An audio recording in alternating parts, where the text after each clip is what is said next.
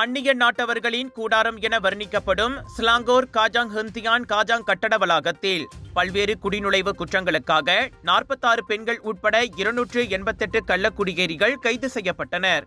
அவர்கள் இந்தியா, இலங்கை, நேபாளம், பாகிஸ்தான், வங்காளதேசம், Myanmar, Vietnam, Sudan ஆகிய நாடுகளை சேர்ந்தவர்கள் ஆவர். நேற்றிரவு 7:30 மணிக்கு தேசிய பதிவிலாக்கா, பொது தற்காப்பு படை ஆகியவற்றின் ஒத்துழைப்புடன் தொடங்கிய அச்சோதனையில் மொத்தமாக 785 வெளிநாட்டவர்கள் மற்றும் 250 உள்நாட்டவர்கள் பரிசோதனைக்கு உட்படுத்தப்பட்டனர்.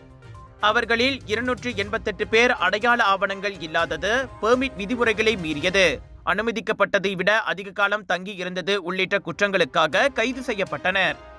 அவர்களில் பெரும்பாலோர் அருகிலுள்ள உணவகங்கள் மற்றும் தொழிற்சாலைகளில் வேலை செய்து வந்துள்ளனர்.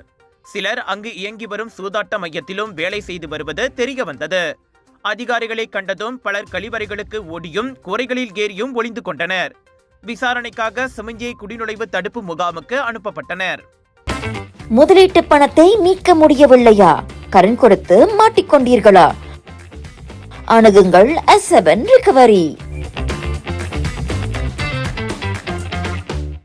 எங்க வீட்ல எல்லாரும் தினமும் காலையில ரெய்னாயூர் வெர்ஜின் கோகனட் ஆயில குடிக்கிறோம். நீங்களும் தினமும் ரெய்னாயூர் வெர்ஜின் கோகனட் ஆயில குடிங்க.